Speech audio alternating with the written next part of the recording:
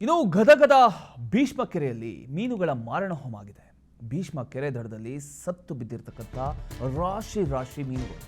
ಗದಗ ಬೆಟಗೇರಿ ಅವಳಿ ನಗರದ ಜೀವನಾಡಿಯಾಗಿರ್ತಕ್ಕಂಥ ಆ ಒಂದು ಭೀಷ್ಮ ಕೆರೆ ಕಳೆದ ವಾರವಷ್ಟೇ ಭೀಷ್ಮ ಕೆರೆಗೆ ಚರಂಡಿ ನೀರು ಸೇರ್ತಕ್ಕಂಥ ಬಗ್ಗೆ ಒಂದು ವರದಿಯಾಗಿತ್ತು. PNS ವಿಸ್ತಾರ ನ್ಯೂಸಲ್ಲಿ ವಿಸ್ತೃತ ವರದಿ ಪ್ರಸಾರ ಆಗಿತ್ತು. ಮೀನುಗಳು ಸತ್ತು ಬಿದ್ದಿರೋದನ್ನು ನೋಡಿ ಜನರಲ್ಲಿ ಆತಂಕ ಮೂಡಿತ್ತು. ಕೆರೆ ನೀರು ವಿಷ ಆಗಿದೆಯಾ ಅಂತಕ್ಕಂಥ ಅನುಮಾನ ಕೂಡ ಮೂಡಿದೆ. ಸೊ ಗದಗ ಭೀಷ್ಮ ಕೆರೆಯಲ್ಲಿ ನಡೆದಿರ್ತಕ್ಕಂಥ ಒಂದು ಘಟನೆ ಇದು. ಗದಗ ಬೆಟಗೇರಿ ಅವಳಿ ನಗರದ ಜೀವನಾಡಿ ಅಂತಾನೆ ಕರೆಯಲಾಗ್ತಕ್ಕಂಥ ಭೀಷ್ಮ ಕೆರೆಯಲ್ಲಿ ಇದೀಗ ಆತಂಕಕಾರಿ ಬೆಳವಣಿಗೆ ನಡೆದಿದೆ. ಕೆರೆಯ ದಡದಲ್ಲಿ ರಾಶಿ ರಾಶಿಯಾಗಿ ಮೀನುಗಳು ಸತ್ತು ಬಿದ್ದಿರತಕ್ಕಂಥ ದೃಶ್ಯಗಳು ಸ್ಥಳೀಯರಲ್ಲಿ ಆತಂಕವನ್ನು ಮೂಡಿಸಿದೆ. ದೃಶ್ಯದಲ್ಲಿ ಗಮನಿಸ್ತಾ ಇದ್ದೀರಿ ನೋಡಿ. ಕೆರೆಯ ಸುತ್ತಮುತ್ತ ನೋಡಿದರೆ ಎಲ್ಲಂದರಲ್ಲಿ ಸತ್ತು ಬಿದ್ದಿರತಕ್ಕಂಥ ಮೀನುಗಳು ಕಾಣಿಸ್ತೇವೆ. ನೀರಿನ ಮೇಲೆ ತೇಲ್ತಿರ್ತಕ್ಕಂಥ ಮೀನುಗಳು, ಕೆರೆ ದಡದಲ್ಲಿ ರಾಶಿ ರಾಶಿಯಾಗಿ ಬಿದ್ದಿರತಕ್ಕಂಥ ಮೀನಿನ ಮೃತದೇಹಗಳು ಇದೀಗ ಜನರ ಆತಂಕಕ್ಕೆ ಕಾರಣ ಆಗಿದೆ. ಅಷ್ಟಕ್ಕೂ ಇಷ್ಟೊಂದು ಪ್ರಮಾಣದಲ್ಲಿ ಮೀನುಗಳು ಸಾಯೋದಕ್ಕೆ ಕಾರಣ ಏನು? ಕೆರೆ ನೀರಿಗೆ ವಿಷಕಾರಿ ಅಂಶ ಸೇರ್ಕೊಂಡಿದೆಯಾ ಅಥವಾ ಚರಂಡಿ ನೀರು ಕೆರೆಗೆ ಸೇರ್ತಿರೋದೇ ಈ ಒಂದು ಅವಘಡಕ್ಕೆ ಕಾರಣನಾ ಅಂತಕ್ಕಂಥ ಒಂದು ಅನುಮಾನಗಳು ಕೂಡ ಶುರುವಾಗ್ಬಿಟ್ಟಿದೆ. ಇದಕ್ಕೂ ಮುನ್ನವೇ ಭೀಷ್ಮ ಕೆರೆಗೆ ಚರಂಡಿ ನೀರು ಸೇರ್ತಿರ್ತಕ್ಕಂಥ ಬಗ್ಗೆ ಇದೇ PNS ವಿಸ್ತಾರ ನ್ಯೂಸಲ್ಲಿ ಒಂದು ವರದಿ ಕೂಡ ಪ್ರಸಾರ ಆಗಿತ್ತು.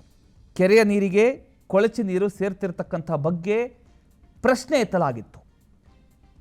ವರದಿ ಪ್ರಸಾರವಾದ ಕೆಲವೇ ದಿನಗಳ ಬಳಿಕ ಇದೀಗ ಅದೇ ಕೆರೆಯಲ್ಲಿ ರಾಶಿ ರಾಶಿ ಮೀನುಗಳು ಸತ್ತು ಬಿದ್ದಿರತಕ್ಕಂಥದ್ದು ಹಲವು ಅನುಮಾನಗಳಿಗೆ ಕಾರಣ ಆಗಿದೆ.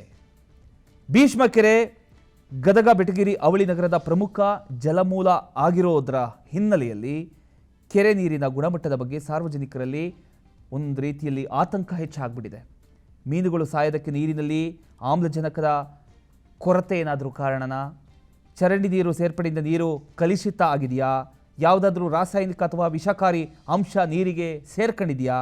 ಅಥವಾ ಬೇರೆ ಯಾವುದಾದ್ರೂ ಕಾರಣದಿಂದ ಮೀನುಗಳ ಮಾರಣ ಹೋಮ ನಡೀತಿದೆಯಾ ಅನ್ನುವಂಥ ಒಂದಿಷ್ಟು ಪ್ರಶ್ನೆಗಳು ಈಗ ಹುಟ್ಕೊಳ್ತಾ ಇದೆ. ಕೆರೆ ಒಳಗೆ ಮೀನಿನ ಮಾರಣ ಹೋಮ ಮುನ್ಸಿಪಲ್ ಮತ್ತು ಮೀನುಗಾರಿಕೆ ಇಲಾಖೆಯವ್ರು ಏನು ಮಾಡಕತ್ತೀರಿ? ಮೊನ್ನೆ ಆದರೂ ಈ ಲೋಕಾಯುಕ್ತ ಬಂದು ನಿಮ್ಗೆ ಇಷ್ಟೆಲ್ಲ ಮೊಕ್ಕಕ್ಕೆ ಉಗಿದು ಹೋದರೂ ಸಹಿತ ಏನು ಮಾಡಿರಿ ನೀವು ಇಷ್ಟು ದಿವಸ? ಇನ್ನು ಮುಂದೆ ವರದರ ಏನೆಲ್ಲ ಅನಾಹುತಗಳಾಗ್ತಾವೆ ಅದಕ್ಕೆ ನೀವೇ ಮುಖ್ಯ ಕಾರಣ ಆಗ್ತೀರಂತ ಈ ಮೂಲಕ ಹೇಳ್ತೇನೆ. ಈಗಾಗಲೇ ಲೋಕಾಯುಕ್ತರು ಬಂದಾಗ ಅವರ ಆ ಚರಂಡಿಯಿಂದ UGDಯಿಂದ ನೀರುಗಳು ನೇರವಾಗಿ ನೀವು ಹರಿಬಿಟ್ಟಿದ್ದಕ್ಕೆ, ಆ ಭೀಷ್ಮ ಕೆರೆಯವ್ರಿಗೆ ಹರಿಬಿಟ್ಟಿದ್ದಕ್ಕೆ ಈ ನೀರು ಚಲೋ ನೀರು ಇದ್ದಿದ್ದು ಅತ್ಯಂತ ಕಂಟಮಿನೇಟೆಡ್ ವಿಷಕರಿತವಾದಂಥ ನೀರು ಸೇರಿದ್ರೆ ಆ ಕುಡಿ ನೀರು ಮತ್ತು ಕೆರೆ ನೀರು ಸಂಪೂರ್ಣ ವಿಷಕಾರಿ ಆಗಿದ್ದಕ್ಕೆ ಈ ಮೇನ್ ಕಾರಣ ಆಗ್ತೈತೆ.